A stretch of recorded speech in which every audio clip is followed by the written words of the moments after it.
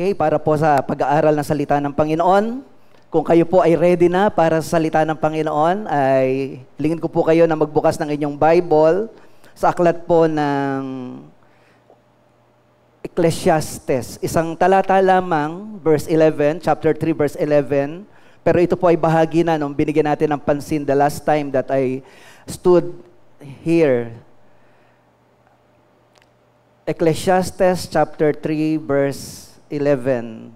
At hayaan ko po na, anyayahan ko po kayong muli na magsitayo upang sama-sama tayo magbigay ng paggalang sa pagbasa ng salita ng Panginoon.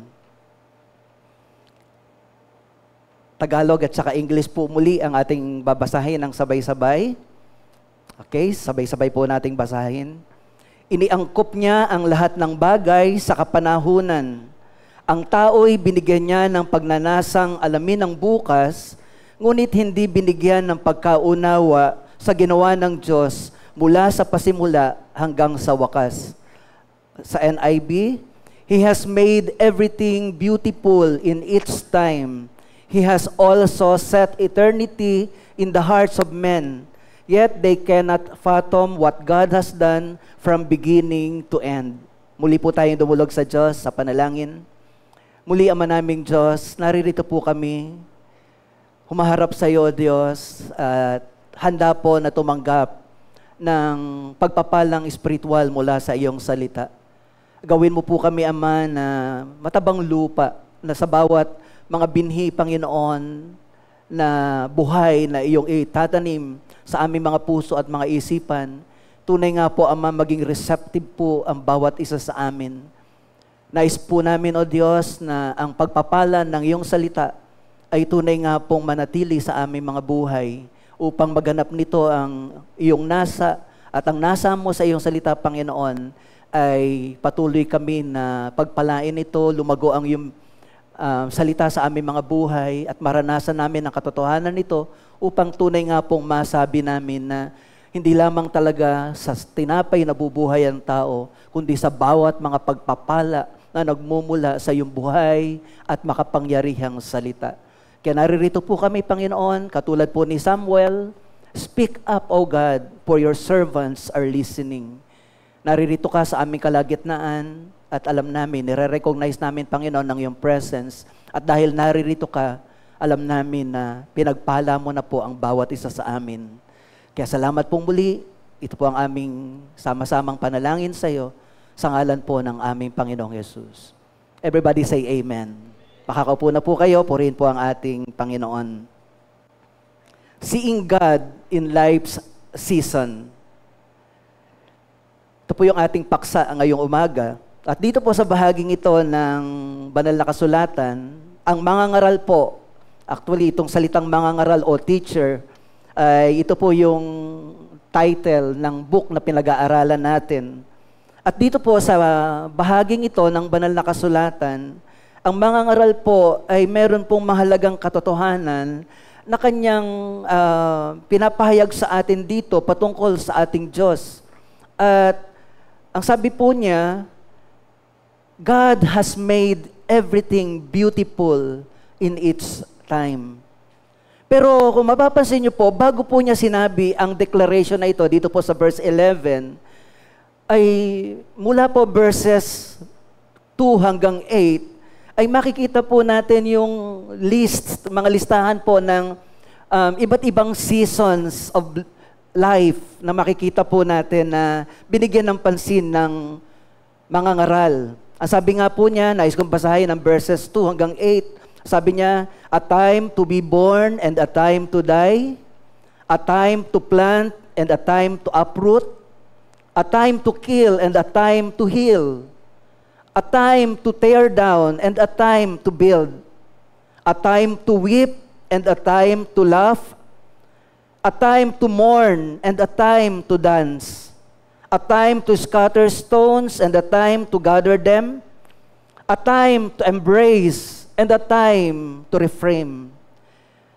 a time to search and a time to give up, a time to keep and a time to throw away, a time to tear and a time to mend, a time to be silent and a time to speak, A time to love and a time to hate. A time for war and a time for peace. So dito po sa 7 verses na ito ay iba't ibang yugto ng buhay ang ipinapahayag niya. Listahan ng iba't ibang mga seasons na nangyayari po sa ating pangkaraniwang buhay. May panahon ng pagsilang at meron ding panahon ng pagkamatay, merong panahon ng pagbubuo at meron ding panahon ng pagsira. Makikita natin na sa kabila po ng iba't ibang seasons na ito, kumbaga ang pinapahayag niya sa atin dito, ang buhay, ang season ng buhay ay hindi lamang laging isang bahagi na maganda. Laging mayroong contrast, mayroong liwanag, mayroong dilim. Makikita natin na sa kabila ng lahat ng ito, dito sa verse 11, ito po yung kanya naging conclusion na bagamat hindi pare-pareho yung season natin, hindi laging maganda yung nararanasan nating bahagi ng ating mga buhay, pero napakaganda po ng kanyang declaration about seasons of life. Na ang sabi niya, God makes all things beautiful in its time. Ibig sabihin, sa lahat ng mga season na ito, kapag nakita natin na ang Diyos ay gumagawa sa bawat mga panahon na ito, ginagawa ng Diyos ang lahat na mabuti. Iniaangkop niya ang lahat ng panahon. Kaya nga sabi niya, God makes all things beautiful in His time. Bakit po niya ito nasabi na sa kabila ng magkaibang panahon, mayroong magandang sitwasyon at may pangit na sitwasyon, bakit nasabi pa rin niya na sa lahat ng ito, kahit magkaiba, still, God makes all things beautiful in His time. Bakit niya po ito nasabi? Well, kung titingnan po natin, nasabi po ito ng mangangaral sapagkat nakita niya na anumang panahon, kapag katiningnan natin na naroroon ang Diyos, yung panahon na yon ay magiging mabuti para sa bawat isa sa atin. Amen po ba? Yes, minsan, nandun tayo sa panahon ng karamdaman, pero dun sa panahon ng karamdaman, kapag nakita natin ang Diyos ay Diyos na nagpapagaling, yung panahon ng karamdaman ay makikita natin na panahon na kumikilos ang Diyos sa ating buhay. Na doon sa panahon ng karamdaman, hindi niya tayo pinababayaan. Because God is our healer. Doon sa panahon ng kawalan, makikita natin na pag tiningnan natin yung panahon ng kawalan na wala ang Diyos, ang makikita natin ay parang pinabayaan tayo ng Diyos. Pero kapag nakita natin yung panahon na parang tayo ay nasa paghihikahos, parang nandun tayo sa panahon na parang kulang ang ating mga pangangailangan. Pero pag nakita natin na ang Diyos ang nangako sa atin na God will provide for all our needs, dun sa panahon ng pangangailangan, makikita pa rin natin ang Diyos. Hindi niya tayo pinababayaan. Amen po ba? Yun po yung sinasabi sa atin dito ng may akda ng mangangaral na if we will see God in all of our life's seasons, makikita natin that really, katulad din ng mangangaral, masasabi din natin, God makes all things beautiful in His time. Amen po ba? At tayo lamang po ng mga mananampalataya, tayo po na nakakakilala sa Diyos, ang pwedeng tumingin ng ganyan sa ating mga sitwasyon. Sapagkat tayo po, mga kapatid, ay mayroong mata ng pananampalataya. Makikita po natin ang katotohanan ito na ipinapahayag po dito po sa aklat ng mangangaral na behind everything, behind every seasons of life is the unseen hands of God doing great and mighty things for all of us. Sa lahat po ng nangyayari sa ating mga buhay, hindi man natin nakikita ng pisikal ang Diyos, pero alam natin sa pananampalataya, nakikita natin that God works all things together for good to those that love Him. Amen po ba doon? Totoo po ito, mga kapatid, sa Panginoon. Kaya nga po, napakaliwanag po ng pagpapahayag ng mangangaral sa bahagi na ito ng verse 11 ng chapter 3.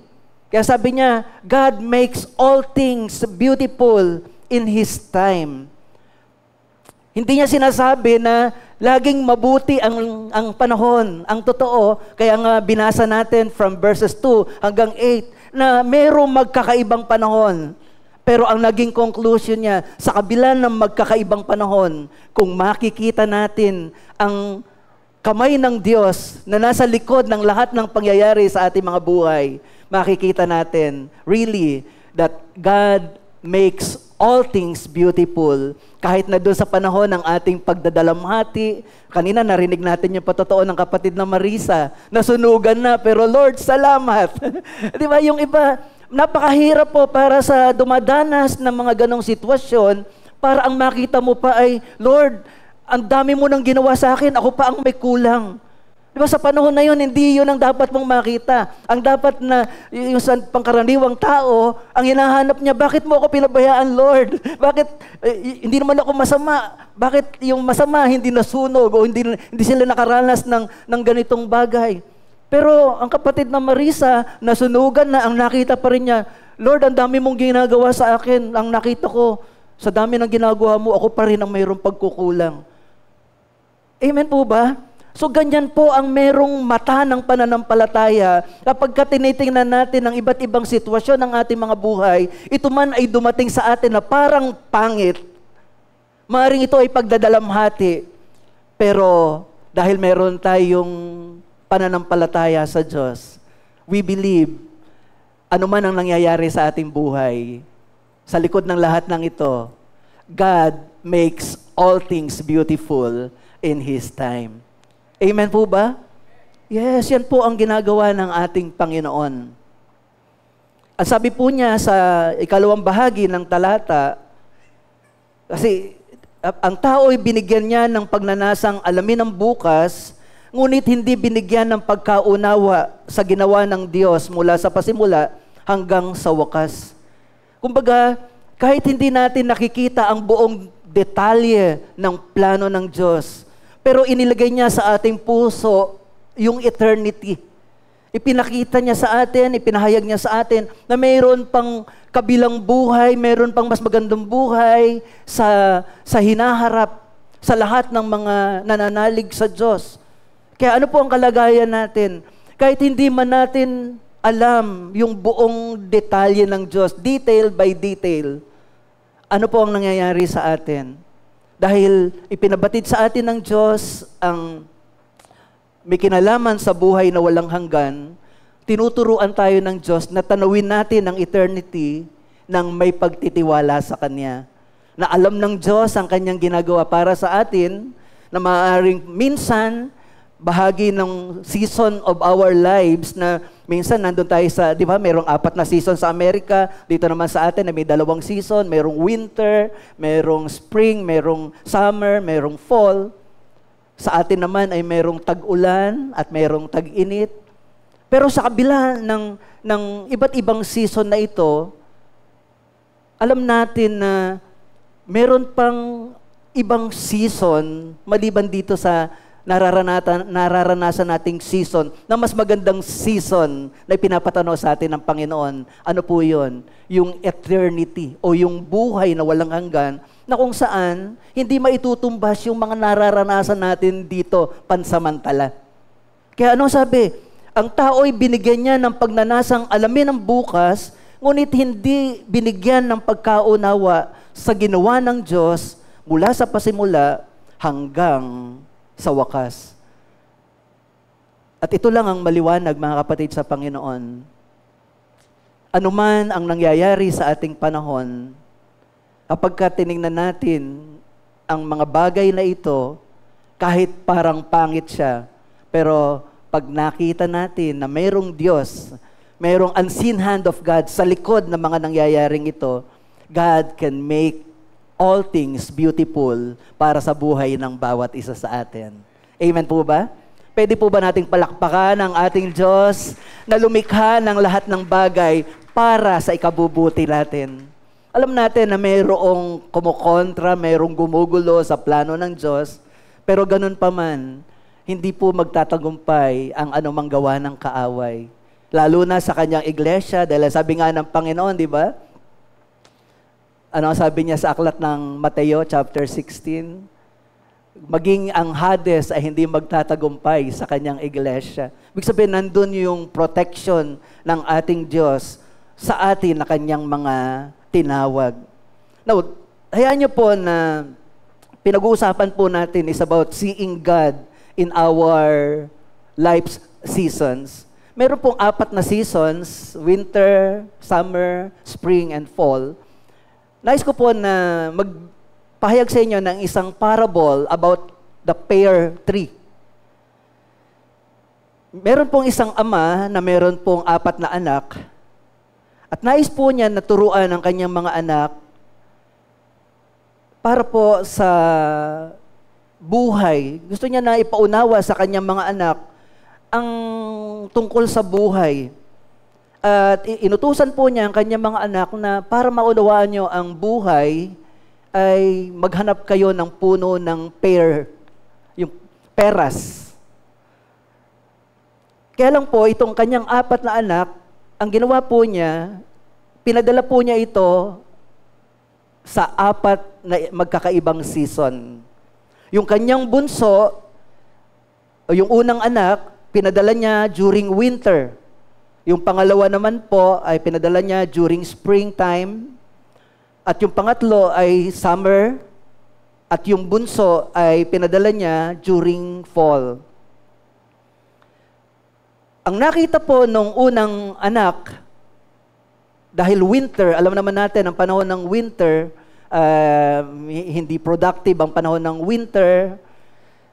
Kaya ang nakita niya ay ang puno ng peras ay twisted, ang puno ng peras ay barren, walang bunga, at parang kung i-describe niya, yun yung puno na pangit na nakita niya. Yun ay panahon ng winter.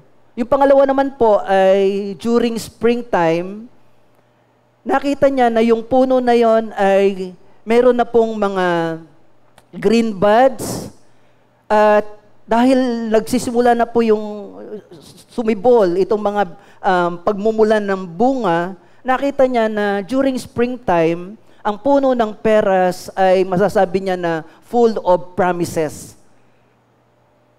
Yung pangatlo naman po, dahil ito ay dumating ng summertime, nakita po ng pang-3 anak na yung puno po ay punong-puno na po kumbaga halos nandun na yung hitik na bunga at mabango na, at nakita niya na mainam na panahon na makita yung peras na napakaganda.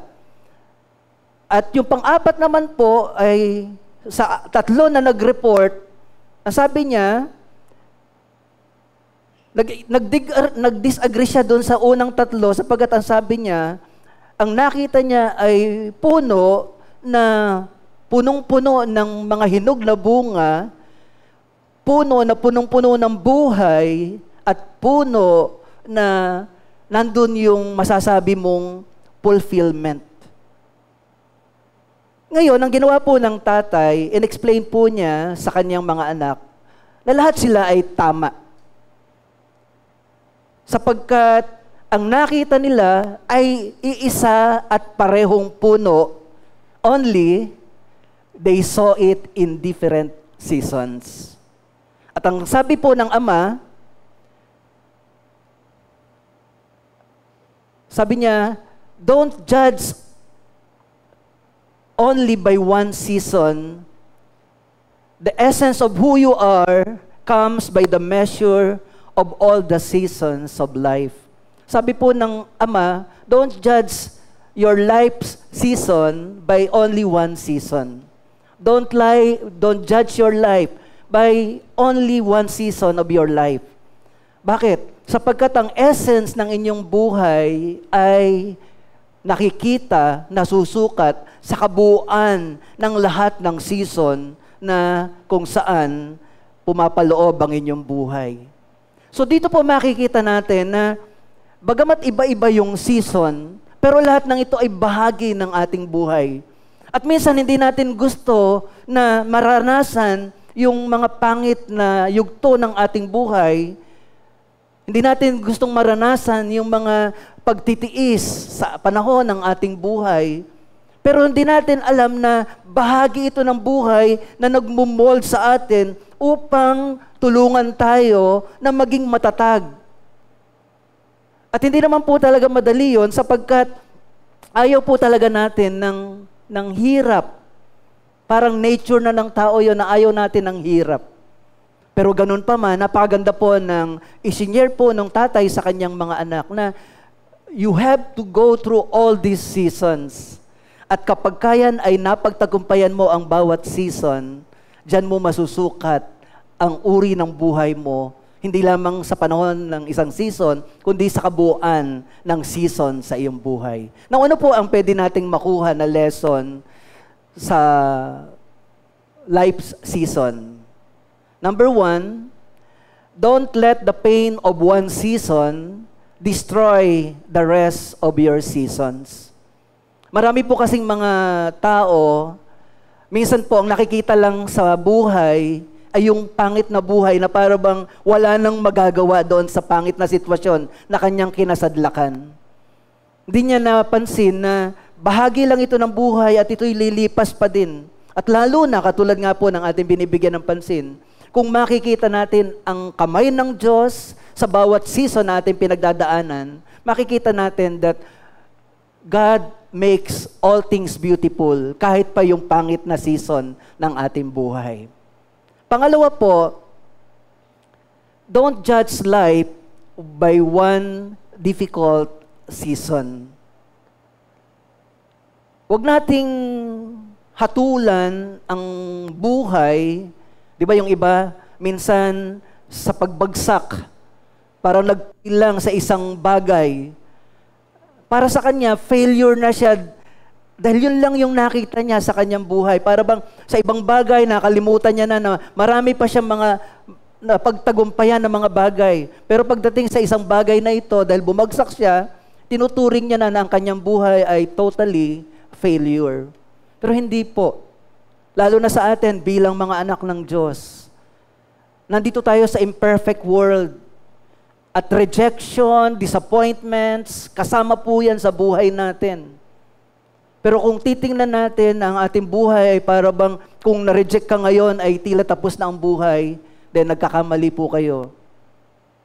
Kailangan tingnan natin na sa likod ng lahat ng ito, kahit na pangit ang nararanasan natin, merong Diyos na kayang baguhin ang ating kalagayan.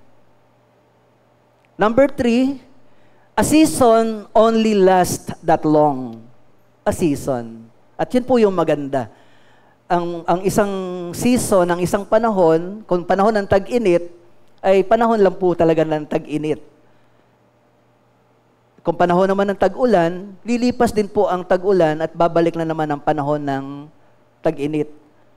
Kung ngayon ay gabi at madilim, bukas po ay sisinag ang araw para sa panibagong bukas.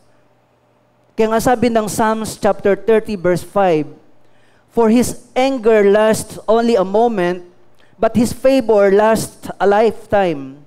Weeping may remain for a night, but rejoicing comes in the morning.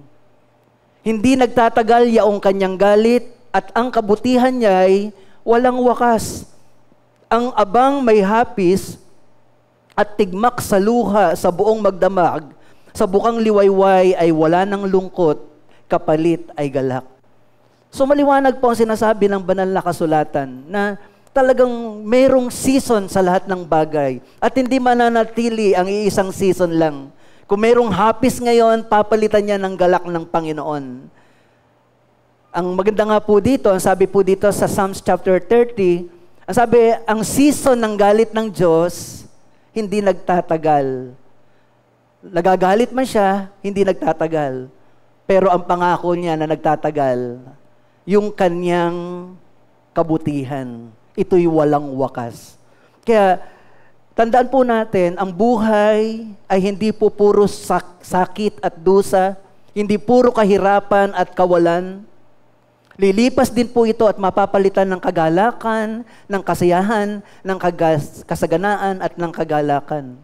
Bakit po? Kasi po, meron tayong Diyos na nasa likod ng lahat ng season na ito.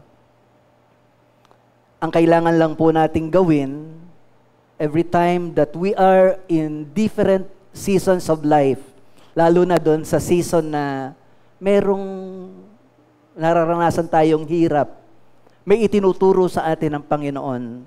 Doon sa panahon na yon, let us try to see the unseen hands of God. At tingnan natin ang magagawa ng Diyos sa ating mga seasons. Now, sa pag-aaral po natin ito, gusto ko pong bigyan ng pansin itong winter season na kung titingnan po natin ito sa spiritual na kalagayan, pag sinabi pong winter, alam naman po natin na ito yung panahon na unproductive, marami ay stock up dahil maraming mga yelo, malamig ang panahon, yung iba hindi nakakapagtrabaho ng normal nilang trabaho ng katulad ng normal na season. Kaya pag sinabi pong winter season, ito po yung panahon, kung ito ilalagay natin sa spiritual na kalagayan, ito yung panahon na tayo po ay kumbaga nasa mahirap na sitwasyon. Merong matinding kalagayan na maaring karamdaman, maaring kahirapan, o maaring ito yung panahon na ang nakikita mo ay yung mga limitations mo, wala kang magawa. So ito po yung winter sa spiritual na kalagayan. Pero ito po magandang balita mga kapatid sa Panginoon, that even though we are in winter season sa spiritual na kalagayan, we can consider winter season as breakthrough. Pwede po natin siyang tingnan na maaaring parang nandun ka nasadlak ka sa isang mahirap na kalagayan, pero sa panahon na yan, diyan naman ipaparanas ng Diyos yung breakthrough. Na mula dyan sa kalagayan na yan, makikita mo magi-intervene ang Diyos at mararanasan mo ang kanyang pagkilos sa iyong buhay. So, tingnan po natin itong winter season as a season of breakthrough. Meron pong, ang Webster, ito po ang kanyang definition ng breakthrough. An act or instance of moving through or beyond an obstacle. So pag sinabing breakthrough, para bang, halimbawa, katulad po ng pader na yan, hindi po normal na makalalagos po ang isang ordinaryong tao. May nakaharang. Pero, kapag kayang pader po na yan, kumbaga, hindi natin kayang lagusan, pero sa sitwasyon na pinagdadaanan natin, at nagtagumpay tayo, parang nakapag-breakthrough ka.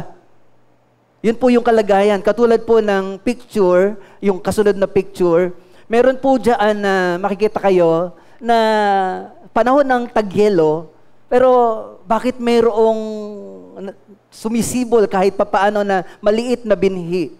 O kaya naman minsan makikita ninyo sa isang bato o sa isang semento o sa isang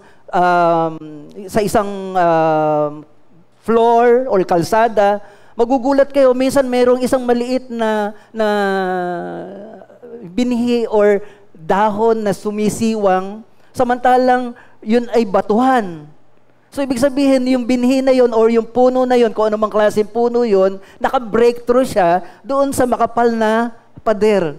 So, yun po yung ibig sabihin ng breakthrough. Now, tingnan po natin ang simpleng meaning ng breakthrough sa Bible. Ang breakthrough po, pagka tininan po natin sa Biblia, ang ibig sabihin po niyan, it is when God powerfully intervenes and makes a way where there seems to be no way. Yung para bang nandun ka na sa sabi nga natin, di ba, yung naipush ka na doon sa wall, wala ka na talagang magawa.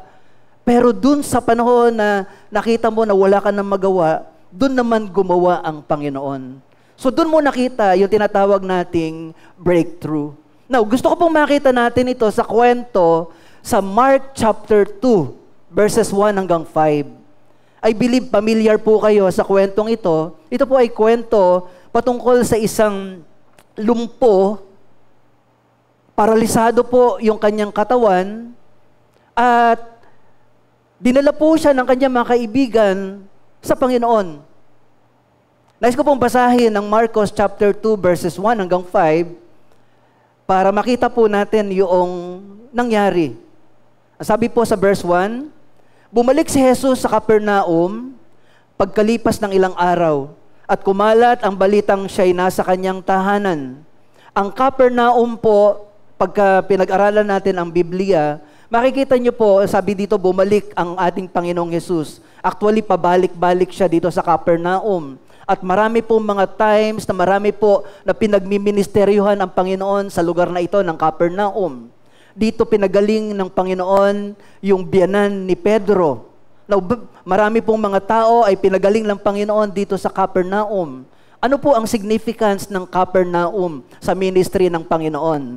Ang Capernaum po ang ministry-based ng ating Panginoon.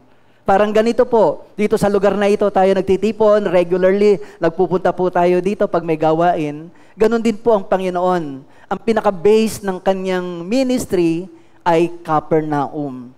Kaya nung malaman ng mga tao na naroroon na uli ang Panginoon sa Capernaum, ano po ang nangyari?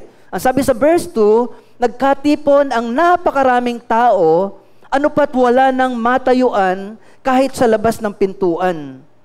Samantalang nangangaral si Jesus, may idinating na isang paralitikong dala ng 4 katao.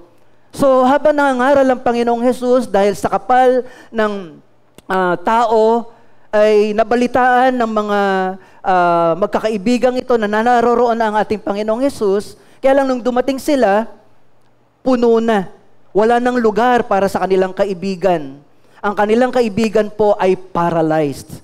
Now, bagamat siya'y paralyzed, ang ibig sabihin po, itong taong ito ay nakapagsasalita. Ang taong ito, maaring hindi man lubos ang kanyang pagsasalita, kasi alam naman natin na may mga paralyzed na affected din yung kanilang pagsasalita. Pero definitely, ang taong ito, maliwanag ang isipan. Ibig sabihin, kung ayaw niya, pwede niyang sabihin. Kung gusto niya, pwede siyang mag-agree. Dahil ang wala lang talagang, kumbaga hindi niya maigalaw, ang paralisado lang ay yung kanyang katawan. Hindi po yung kanyang isipan. Kaya ito pong ginawa ng kanyang mga kaibigan, nung malaman nila na naroroon ang ating Panginoong Yesus, so nagpasya sila at umagri naman po itong paralitiko na ito, dinala nila sa Panginoon ang paralitikong ito. Ngunit ang problema, sa kapal nga po ng tao, wala nang lugar para sa kanila. So verse 4, hindi nila ito mailapit kay Jesus dahil sa dami ng tao, kaya't binakbak nila ang bubong sa tapat niya at inihugos ang paralitikong nakaratay sa kanyang higaan. So dahil hindi nila maipasok, wala nang lugar, ang ginawa nila, hindi sila nagpapigil, umakyat sila sa bubungan, sinira yung bubong, at mula doon sa bubong, ibinaba nila, tinalian nila yung higaan ng lalaking paralitiko at inihugos pababa sapagkat gusto nila na iparanas o maranasan ng kanilang kaibigan ang breakthrough ng kanilang kaibigan. At yung breakthrough na hinahanap nila, tanging ang Panginoon lang ang makapagbibigay. At ayaw nila na hindi maranasan ng kanilang kaibigan ang breakthrough. Bakit? Sapagkat alam nila na mahirap na manatiling paralyzed habang buhay. Samantalang meron namang nangangako na ang Diyos ang nagpapagaling, bakit hindi nila dalhin ang kanilang kaibigan sa Diyos na nagbibigay ng breakthrough sa kanilang kaibigan? Ang sabi po ng verse 5, nang makita ni Jesus kung gaano kalaki ang kanilang pananalig, sinabi niya sa paralitiko, "Anak, ipinatatawad na ang mga kasalanan mo." So, dito po sa bahaging ito ng banal na kasulatan, ay pinapakita sa atin ang mahirap na sitwasyon ng paralitikong ito. At ang kalagayan nga po ng paralitiko, hindi niya maigalaw ang kanyang katawan, stuck up siya doon sa kanyang higaan, unproductive na siya. Kaya, Alam ng mga kaibigan niya na hindi ito ang buhay na nararapat para sa kanilang kaibigan. Hindi ko alam kung ano ang edad ng paralitikong ito, pero tayo nga kahit na may edad na, kahit na tingin natin ay kukunting panahon na lang, ginagawan pa natin ng paraan para iparanas natin yung magandang buhay na pwedeng maranasan ng ating mga mahal sa buhay na maaring nakaratay sa karamdaman. Lalo na ito. Kaya ito mga kaibigan, hindi nila nais na manatili doon sa kanyang winter season, yung kanilang kaibigan. Kaya ano po ang ginawa nila? Inilapit po nila sa Panginoon ang kanilang kaibigan. At ang napakaganda nga mga kapatid, bagamat nasa kanyang winter season o mahirap na kalagayan, itong paralitikong ito, nung inilapit nila ang paralitiko sa Panginoon, na experience ng paralitiko, maging ng mga kaibigan, yung breakthrough kahit nung kanilang winter season. Amen po ba? Kaya ngayon pong umaga mga kapatid sa Panginoon, hindi ko alam kung ano po ang kalagayan ng bawat isa sa inyo. Meron tayong kanya-kanya mga season na pinagdadaanan. At katulad po ng lalaking ito, marahil merong iba sa inyo dito na parang meron kayong gustong gawin pero parang stack up kayo. Wala kayong magawa doon sa inyong sitwasyon, lalo na sa panahon ng karamdaman. Sa ngayon po, si Pastora Girlie ay nakikita naman namin sa biyaya ng Panginoon ang kanya pong talagang pananampalataya. At sinasamahan po natin, I believe, bawat isa po sa atin talagang nananalangin para sa kanyang kalagayan. At masasabi po natin na nasa winter season si Pastora Girlie. Yung panahon na ito na meron siyang karamdaman, ay panahon talaga na sasabihin natin, isang bagay na sino mang tao na nasa mabigat na kalagayan, hindi ordinaryo yung kanyang karamdaman. Ilang panahon na rin po ito.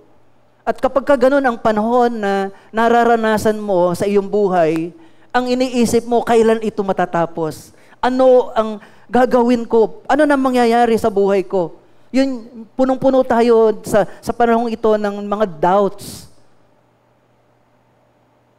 At sa panahong ito ng winter season ng buhay natin, parang ano ang gagawin natin? Katulad nung paralitikong ito, nakita nung kanya mga kaibigan, hindi yan ang kalooban ng Diyos sa iyo. Meron pang magagawa ang Diyos. At bakit? Kasi nakita natin na sa Panginoon nila dinala. Yung iba sa sobrang yung kinasasadlakan nilang winter season o yung mahirap na sitwasyon ng buhay, halimbawa sa karamdaman, pag mahabang panahon na at hindi gumagaling, hindi na mahintay ang Panginoon. Kahit mananampalataya, pupunta na ng albularyo. Di ba? May mga ganong tao na doon sa panahon na hinihintay nila yung sagot ng Panginoon. Nung una, nagtsatsaga sa paghihintay sa Panginoon, pero Lord, parang wala ka pang ginagawa. At doon sa panahon na parang pinanghihinaan na ng loob, susubukan na kahit hindi nakalooban ng Panginoon. Well, mga kapatid sa Panginoon, nais ko pong ipahayag sa inyo na sa kalooban lang tayo manatili, sa kalooban ng Diyos. At ano ang dapat natin gawin kung kayo man po ay dumadanas ng winter season sa inyong buhay? Maaaring stock up kayo sa isang sitwasyon na gusto ninyong makakawala kayo. Maaring malaki, mabigat na pagkakautang, gusto ninyong makalaya, o maaring isang relasyon na hindi nyo naman ginusto, pero ito yung kinasadlakan ninyo, nagpahirap ng inyong buhay. Hindi ko alam kung anong sitwasyon, pero ito pong maliwanag mga kapatid sa Panginoon. Sabi ko nga po sa inyo, at sabi din ng banal na kasulatan, God makes all things beautiful in His time. Na kahit na panahon ng winter, kapag nakita natin ang kamay ng Diyos, God will see us through sa season na ating pinagdadaanan. Now, 4 na bagay po ang gusto ko pong makita ninyo na dapat po nating gawin sa panahon na ito ng winter season upang maranasan natin ang breakthrough sa tulong ng Panginoon. Number 1, make room for the Lord during this winter season. ang spiritual winter season is the season to be more closer to the Lord more than ever. Kasi po, ito nga pong winter season, ito po yung mahirap na kalagayan ng buhay. So dun sa panahon na mahirap na kalagayan, ito yung panahon na mas dapat tayong maging malapit sa ating Panginoon. This is the season na katulad po ng paralitiko, I believe, sa kanyang kalagayan, marahil discouraged na rin siya, marahil helpless na din siya, pero salamat na mayroong mga mabubuting kaibigan na hindi sumusuko para sa kanya. Kasi mahirap po talaga sa ganong kalagayan na ikaw yung naroroon at parang wala kang magawa. At dito rin yung panahon na halos, siyempre mas pupunuin ka ng doubt. Maraming mga tanong na pwedeng pumasok sa isip mo. Gagaling pa ba ako? O kaya makakaahon pa ba kami sa kahirapan na ito? Mababayaran ko pa ba yung malaking utang ko? Maayos ko pa ba yung mga relasyon ko o yung relasyon ko sa aking pamilya? Mababago pa kaya ang asawa ko? O yung anak ko? May magagawa pa kaya ang Diyos sa kanila? So ito yung mga sitwasyon na parang kapag nandito ka sa ganitong panahon, vulnerable ka, mahina ka. Kaya naman, mas dito mo kailangan ang presensya ng Panginoon sa buhay mo. Kasi dito sa panahon na ito, kapag ka ikaw ay lumapit sa Panginoon, dito mo mararanasan yung kanyang breakthrough. Hindi po ito yung panahon ng paglayo sa Panginoon, kundi ito yung panahon upang magbigay ka ng lugar upang kumilos ang Diyos sa mabigat na kalagayang kinasasadlakan mo. Kung titingnan po natin itong magkakaibigan, nung nakita po nila na yung lugar na yon ay wala na pong lugar para sa kanilang kaibigan, hindi po sila tumigil. Kasi alam nila ang breakthrough, kailangan mailapit nila ang kanilang kaibigan sa ating Panginoon. So ano po ang ginawa nila? Kumbaga, doon sa lugar na yon na, kumbaga, yung breakthrough ay sapat na para doon sa mga naroroon. Parang wala na para sa kanila. Pero, hindi po sila tumigil. Yung paralisado, kasama po yung 4 na kaibigan, sinikap po nila na makalapit sa Panginoon para maranasan ang hipo ng Panginoon at maranasan nila ang breakthrough ng kanilang kaibigan. Ewan ko po sa inyo kung meron na pong nakaranas sa inyo ng ganyang sitwasyon na para bang mahirap po itong ganitong kalagayan no? Na para bang, di ba napatotoo ko nga po sa inyo, si Jean, yung kanya pong sitwasyon na kasama po siya doon sa supposed to be, ito yung magandang lugar, may maganda yung mga perks na ino-offer nung job, nung kanyang pag-OJT-han. Pero, ano nangyari? Yung breakthrough ay para lamang po pala doon sa 3. At siya po ay etsapuera doon. So, anong gagawin mo? Di ba ang hirap? Makakaramdam ka ng rejection, ng discouragement. Pero sa kabila po nung naranasan niya, dahil nga po siya ay, andun kami, nakasupport sa kanya, and at the same time, nakita ka din po namin dun sa sitwasyon na yon, yung katatagan ng kanyang pananampalataya. Na nagsarado yung isang pinto, pero hindi lahat ng pinto ay sarado para sa kanya. Kaya hindi po siya tumigil. And sa biyaya nga po ng Panginoon, ngayon po ay nandun siya sa Pasay. At kung ikukumpara doon sa dating pinakita sa kanya na supposed to be, doon siya dapat. Tapos, pinuntahan niya, isang malaking building, kumpara sa isang kubo, air condition, napakainit. Ngayon pa naman ang taas ng heat index dito sa Pilipinas, dito sa Manila. So, kung titingnan natin, yung sitwasyon na supposed to be para sa kanya, napunta sa iba. Parang walang lugar para sa kanyang breakthrough. Pero, pag ganun ang kalagayan mo, titigil ka na ba? Well, katulad po ng mga kaibigan na ito, hindi sila tumigil. Alam nila, pag nailapit nila ang kanilang kaibigan sa ating Panginoon, may magagawa ang Panginoon sa kanilang kaibigan. So, ganun din mga kapatid sa Panginoon. When you are in your spiritual winter season, make room for the Lord sa puso mo at hayaan mo siyang gumawa.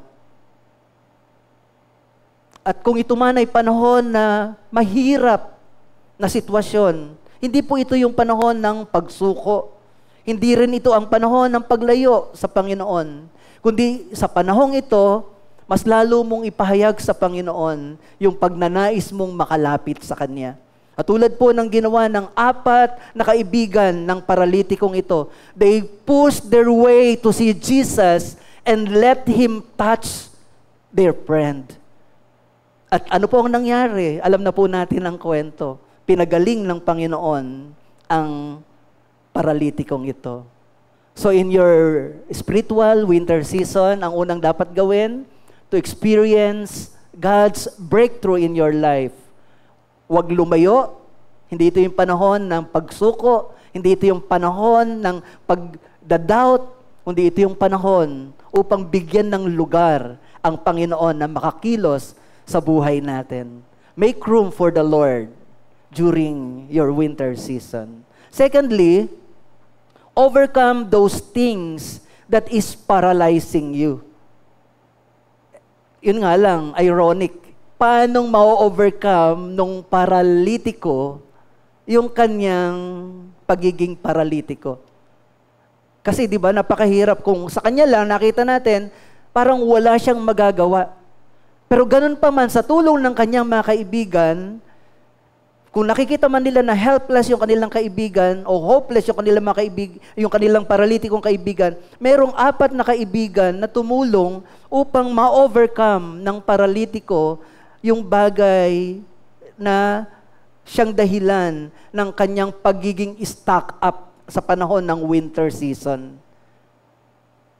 Wala siyang magawa, pero ang maganda, mayroong mga kaibigan na hindi na naniniwala na hanggang doon na lang siya. In-overcome nila yung bagay na alam nilang pwede namang magawa, ma-overcome sa tulong ng Panginoon. Minsan po ganyan din ang sitwasyon natin, mga kapatid. May mga sitwasyon sa buhay natin na, di ba, ang paralitiko, yun nga, stuck up ka, wala kang magawa.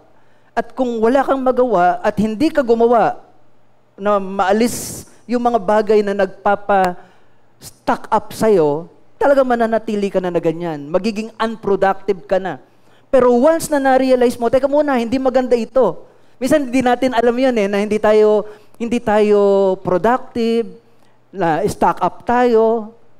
Hindi natin minsan gusto ito, naniniwala ko, hindi ginusto ng paralitikong ito na maging ganon ang kanyang kalagayan.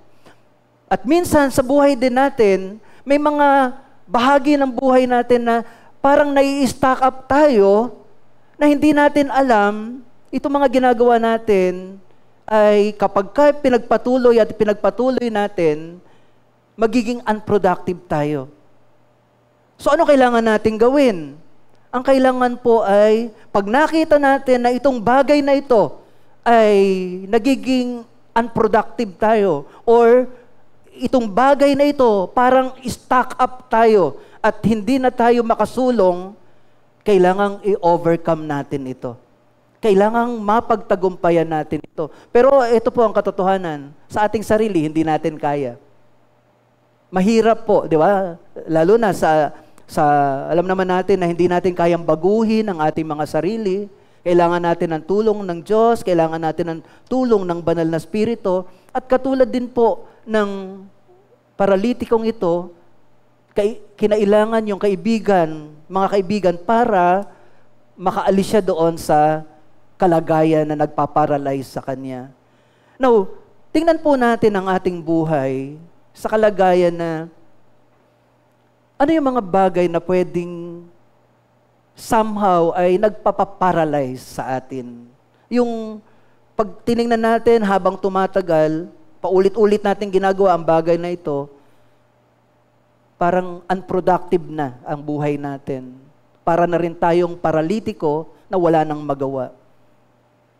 Ano po yung mga sitwasyon ng buhay na yun na pwedeng unknowingly nangyayari sa ating buhay? Well, natatandaan niyo po yung The Purge na pinanood natin, The Purge na movie. Sino po yung nakapanood? The Purge. Marami tayo nakapanood, ano?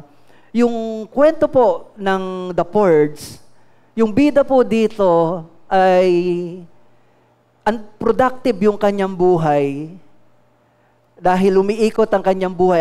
Sa bagay, 18 years old, kumbaga medyo nandun sa struggle na galing sa, parang papunta ng independent tinitrain siya ng kanyang nanay na dahil 18 years old sa Amerika, pag 18 ka na, dapat independent ka na.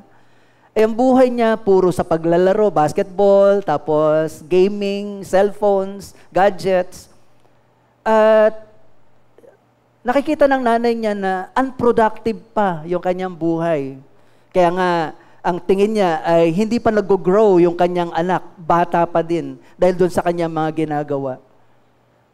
At ito pong batang ito, nung siya po'y nakakilala sa Panginoon, nakita niya po na yung epekto po kasi ng gadget sa kanya, nagkaroon po siya ng work, pero ang problema, nandun sa movie, nagpupuyat pa din siya, samantalang papasok na siya ng trabaho. At dahil sa pagpupuyat niya, ano nangyari? Na-late siya sa kanyang trabaho, naapektuhan yung trabaho ng nag-fill in doon sa kanyang trabaho. So sa madaling salita, nagulo yung setup ng workplace dahil hindi siya nakapasok ng oras.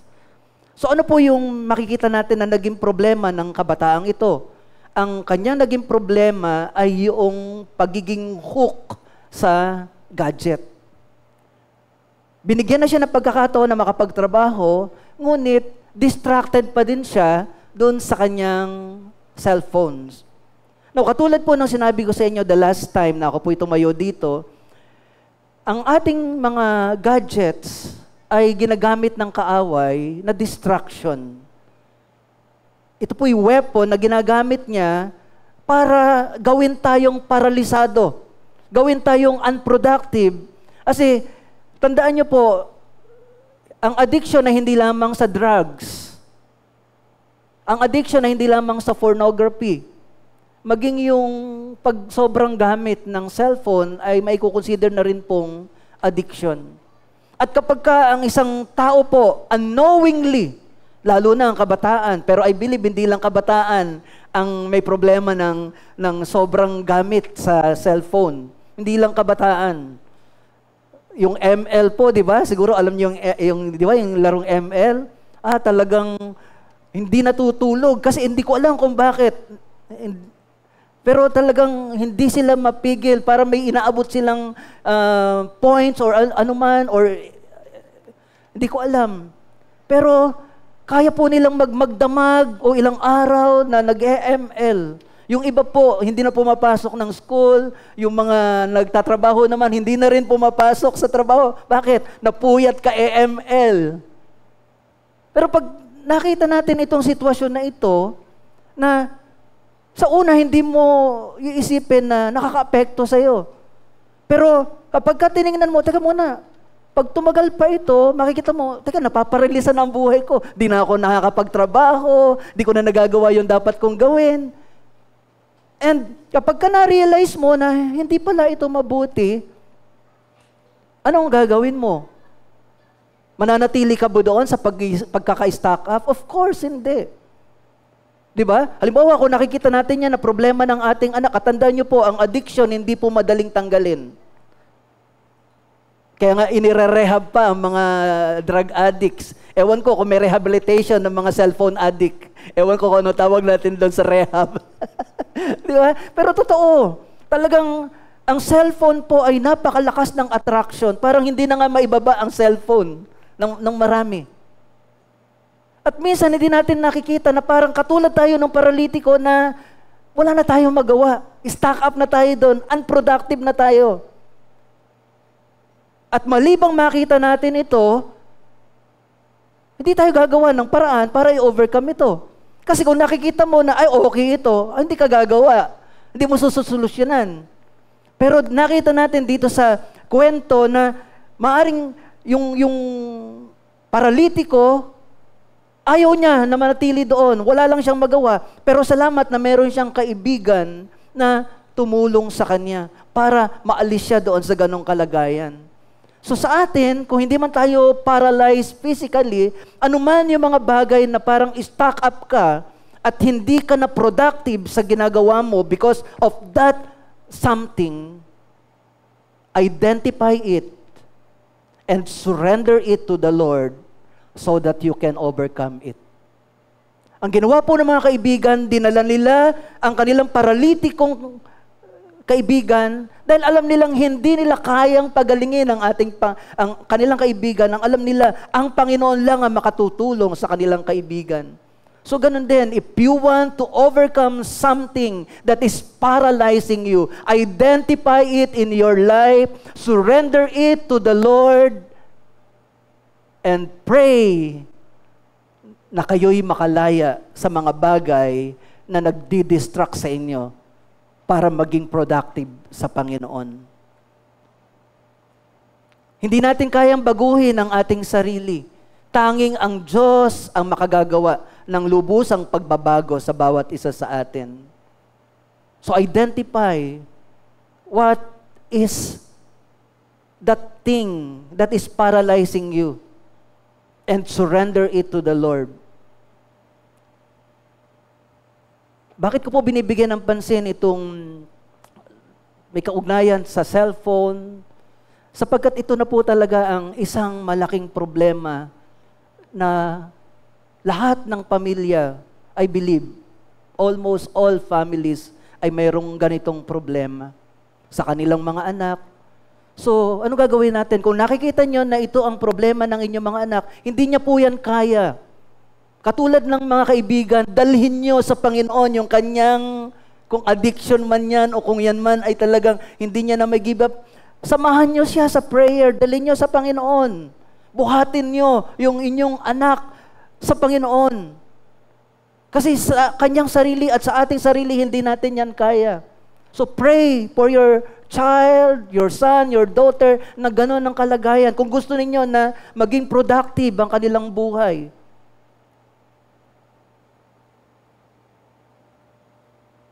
Nakita po natin ang effect ng screen time sa mga bata. Sabi po ng mga experts, dapat po below 12 years old, ang allowed screen time is around 1 to 2 hours in a day. Yun lang daw po yung allowed na screen time para sa mga bata. May nakita po kami na nakasabay po namin, ito kami sa isang sasakyan, nasa isang sasakyan po yung bata. 2 cellphone ang hawak ng bata, around 5 or 4 years old. Kasama yung nanay, 2 cellphone ang hawak. Ang kanyang mata po, talagang ang likot na. At hawak yung 2 cellphone, nung kinuha ng nanay yung isang cellphone, nagalit pa. Kinuha uli at pinipilit na pagsabayin na gamitin, tapos makikita nyo na talagang may disorder na dun sa kanyang mata. Pero minsan, hindi natin nakikita yon kasi pag binigay mo na sa anak mo ang cellphone, gumawa ka na maghapon, makakagawa ka na talaga. At tahimik ang bata. Pero unknowingly, yung effect nung screen time sa ating mga anak, nakita natin, mayroong mga seizures na binabalita. Yung aking pamangkin, 4 na araw na sa ospital, hindi malaman kung ano ang problema. Okay ang kanyang vitals. Tinanong, ano ang kanyang ginagawa? Nako, hindi na ho yan natutulog kasi sa cellphone. Nung sinabi po, radiation ang naging solution, nakita nila na yun pala ang problema. Imagine niyo po, Kaya kung mahal natin ang ating mga anak, dapat may ginagawa tayo. Kung nakikita natin na ito'y maaaring makapag-paralyze sa kanila, simulan na nating dalhin sa Panginoon, simulan na nating ipag-pray sa Panginoon. Huwag na nating hintayin maging katulad ng paralitiko na sa kanyang sarili wala na siyang magawa. Isang napakalaking po nito, kahit sa amin, sa Sariaya po, yung ating mga kabataan doon, kaya ko rin po ito binibigyan ng pansin. Pagkatapos mag-practice, pahingang-pahinga, lahat, may mga kanya-kanya ng cell, puro mga nakatungo na uli. talaga naman mga... Makita natin, mabuti po ang cellphone, mabuti po talaga ito, nakakatulong sa atin. Pero huwag tayong alipinin ng cellphone. Dapat makita natin ang tamang gamit nito. So, overcome those things that are paralyzing you. At kung ito man ay isa sa nagpapaparalyze sa buhay ng bawat isa sa atin, identify na. At pagkatapos natin ma-identify, surrender it to the Lord. Kung mahal nyo ang inyong anak, hindi ho masama na sawayin sila. Hindi ho masama na pagbawalan sila. I believe kung mahal mo yan, mas gugustuhin mong pagbawalan sila kaysa makita mo na nagde-deteriorate ang kanilang health dahil wala kang ginawang anuman doon sa kanilang pinagkakaparalisahan. Amen po ba? Number 3, be with the right company. If you want to experience God's breakthrough in your spiritual winter season, be with the right company. Ang paralitikong ito po ay nasa mabuting company ng mga kaibigan na willing gawin yung extra mile para sa kanilang mga kaibigan. Sila yung mga kaibigan na nanininiwala na kahit na mahirap ang kalagayan ng kanilang kaibigan, may magagawa ang kanilang Diyos kung sila'y nananampalataya. Napakahalaga po na ma-identify natin sino yung mga kasama ko. Yung aking ba mga kasama ay dadalhin ba ako sa mabuti o dinadala ako sa kapahamakan? Itong mga kaibigan na to, mga kapatid, salamat sa Panginoon na merong mabubuting kaibigan ang paralitikong ito. Maaring siya ay wala nang magagawa sa kanyang sarili, pero meron siya mga kaibigan na naniniwala, hindi ka mananatiling ganyan. Meron tayong Diyos na magbabangon sa iyo sa kalagayan na yan. Ilalapit natin ang iyong kalagayan sa Diyos. Sama-sama tayong mananampalataya. Yan po yung right company na kailangan nating makasama. Amen po ba? Yung dadalhin tayo sa kalooban ng Panginoon, na pag binuhat ka, pag isinama ka, sa gawain ka ng Diyos, dadalhin. Kaya mga kapatid sa Panginoon, kayo, yung iba po sa inyo na nagsimula, siguro pag binalikan nyo ang inyong buhay, may nagpilit sa inyo, di ba? May mga tao na nangulit sa inyo. Sino po sa inyo nakaranas nun? Ang kulit-kulit naman itong kaibigan kong to, lagi na lang ako niyayaya sa Bible study, lagi na lang ako niyayaya umattend sa kanila. Di ba? Lahat tayo halos may mga ganyang karanasan. Kasi may nangulit sa atin ng mga mananampalataya. At salamat, nagpakulit naman tayo. Dahil alam natin later on na dinadala pala nila tayo sa mabuting bagay. Kaya tayo po na nakaranas ng pangungulit at kung ngayon man meron sa atin, maaaring kayo po ay mga nagsisimula pa lang na dumalo sa gawain na ito at parang pinagbibigyan nyo lang yung nangungulit sa inyo, magpasalamat kayo sa Diyos doon sa taong nangungulit na yon. Magpasalamat kayo sa Diyos. Bakit po? Kasi yung tao na yon, hindi po kayo sa masama dinadala. Amen? Dinadala po kayo ng mga taong ito sa Panginoon na nais na iparanas ang breakthrough sa inyong buhay. Salamat po sa pungulit ng maraming mga kaibigan natin, mga mahal natin sa buhay, na talagang katulad ng mga kaibigan, dinala nila ang paralitiko sa Panginoon. So masasabi po natin na ganitong uri ang magandang samahang kaibigan. So choose your friend. Choose your company. Tingnan mo kung yung mga kaibigan mo, saan ka dinadala? Sino itong mga taong ito na kasama mo sa iyong buhay? Sila ba'y may takot sa Diyos na ang hangad sa iyo ay ikabubuti mo? Yan ang samahan mong mga tao. Hindi ka ipapahamak ng mga taong yan. Now, hindi ko naman po sinasabi na huwag na kayo makipagkaibigan sa hindi mananampalataya.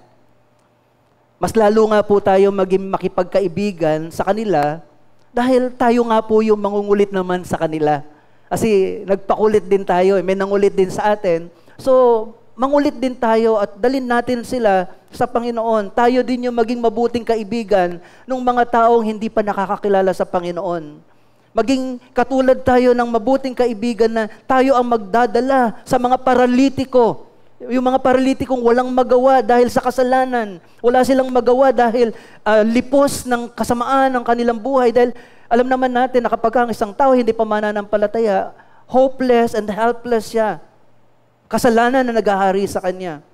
At tayo yung maging tagapagdala sa mga taong ito sa Panginoon para sila ay mabago. Pero ito rin ang nais ko pong maunawaan natin. Pili din po kayo ng mga kaibigan na sasamahan ninyo.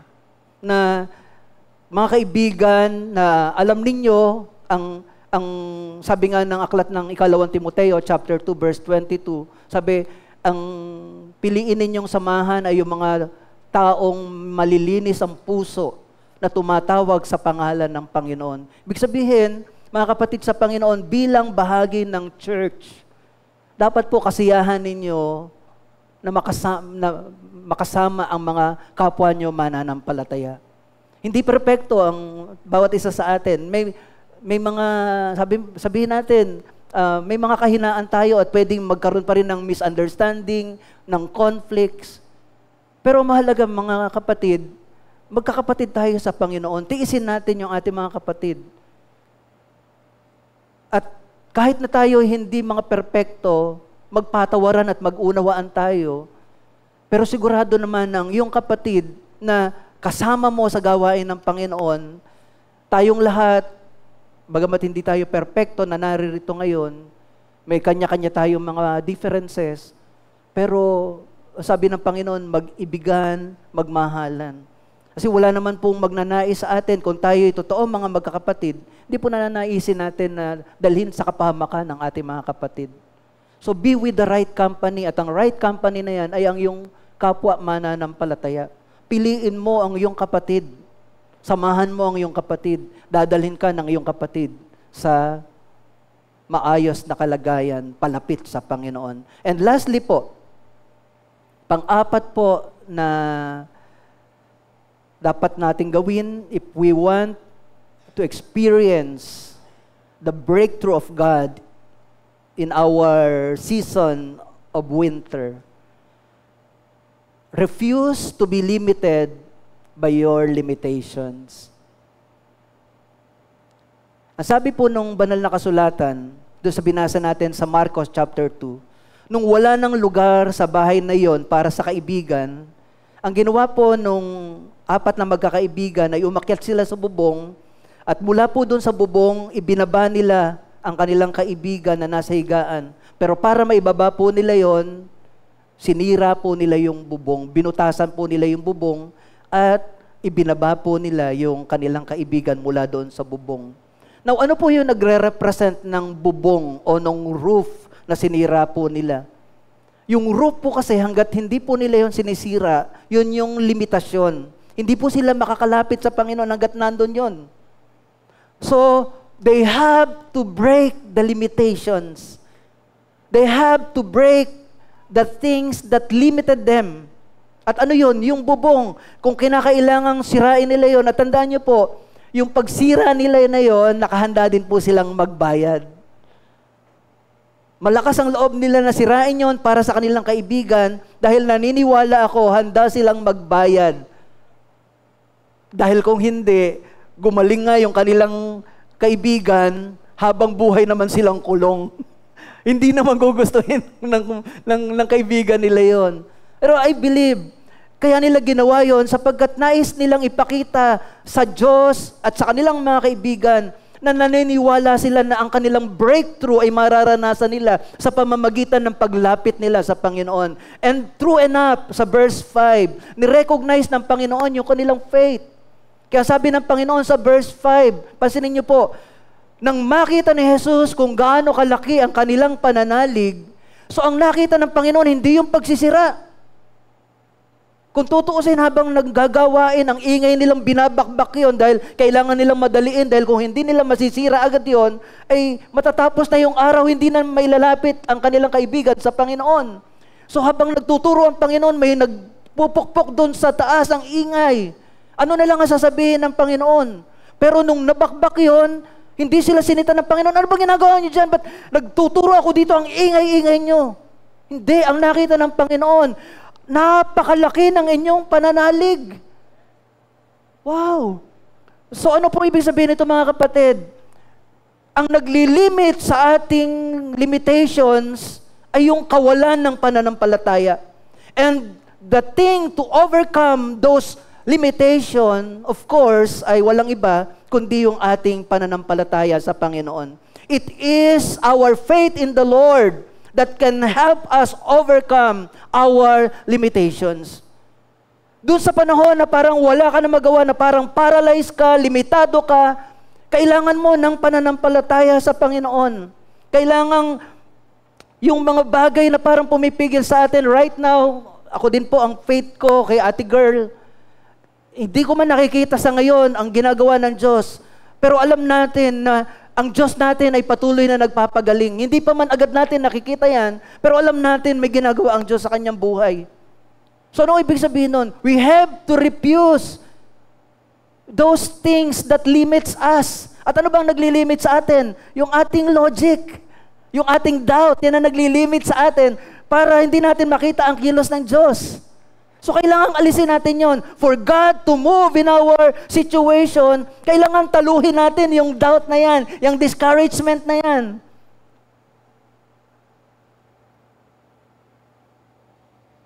Kailangan kumilos ang pananampalataya. Kailangan mahayag ang pananampalataya. Ano po ba yung limitations na in-overcome ng mga kaibigan ng paralitikong ito? Una, hindi po makagalaw ang kanilang kaibigan dahil ito po ay paralyzed. Alam nila na wala silang magagawa, pero hindi po nila ito hinayaan. Alam nilang wala silang magagawa, pero mayroong magagawa ang Panginoon. So they overcome this situation. Wala kami magagawa, pero dadalhin kita. Dadalhin ka namin dun sa may magagawa sa'yo. Dadalhin ka namin, at hindi ka na makakatanggi. Paralyzed ka eh. Kaya pinuhat nila, wala kang magagawa, dadalhin ka namin sa alam naming magpapagaling sa'yo. Sa ayaw at sa gusto mo. So, in-overcome nila yon. Kung iba-iba po yon, gusto mo ba? Di ba? Pwede pang tanong bahala ka. Kung gusto mong manatiling ganyan, bahala ka. Yan ang gusto mo. Hindi. Nakita natin yung ginawa ng mga kaibigan. Sila na ang nagdesisyon. Kailangan ng ating kaibigan ng kagalingan, dalhin natin siya doon sa nagpapagaling. So yung anumang doubt yon, anumang kalagayan ng paralitiko, hindi na nila intindi. Ang mahalaga sa kanila, kailangang mailapit natin ang ating kaibigan sa Panginoon. So refuse to be limited by your limitations. Yun ang ginawa nila. Pangalawa po, nahadlang. Ang sabi, wala na pong lugar doon sa bahay na yon. So kung wala nang lugar, ayan ito mo, ipinila ka namin.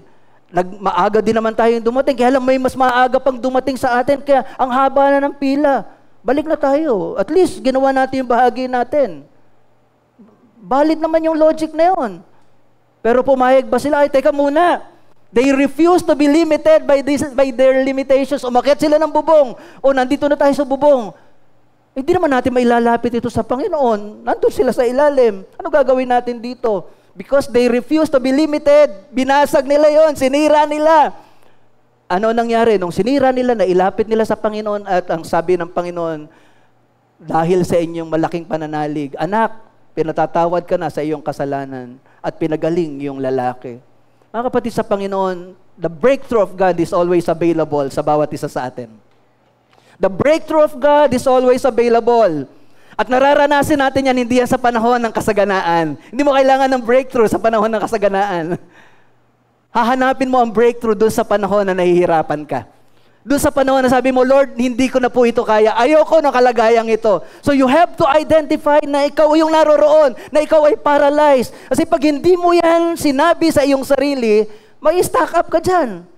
Kaya nga sabi ng iba, kailan magsisimula ang pagbabago? Once you recognize na mayroong dapat baguhin sa buhay mo. Pero pagka ang isang tao naniniwala siya, okay siya, walang kailangan baguhin, mananatili siyang ganon. Pero alam natin, may mga bagay na minsan stack up tayo at hindi natin gusto na naroon tayo sa ganong kalagayan at gusto nating makakawala. Available ang breakthrough ng Diyos sa bawat isa sa atin. Anong kailangan gawin? Make room for God. Make room for the Lord in that situation. Overcome the things that is paralyzing you. Kung itong bagay na ito ay hindi nagiging productive ang buhay mo, huwag ka naman natili dyan. At kung yan ay addiction na, Lord, hindi ko po ito kaya. Kung meron ka nakikita sa mahal mo sa buhay na merong addiction, Lord, hindi po kaya ng anak ko, hindi kaya ng asawa ko, hindi namin kaya. Dinadala namin ito sa iyo. Ikaw lang ang makakahipo, ikaw lang ang makakapagpalaya. Idalangin natin sa Panginoon, isurrender natin sa Panginoon.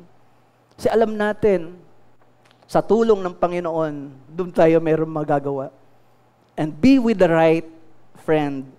Sabi kanina ni Ninang Dali, salamat na meron tayong pamilya na laging pag may pangangailangan, nagpipray. Yan po ang mga anak ng Diyos. Amen? Yan ang purpose ng church. Na kung meron tayong mga mabibigat na kalagayan, the church will help us with our breakthrough. The church will help us experience the breakthrough that God is giving us. Hindi natin kaya sa ating sarili.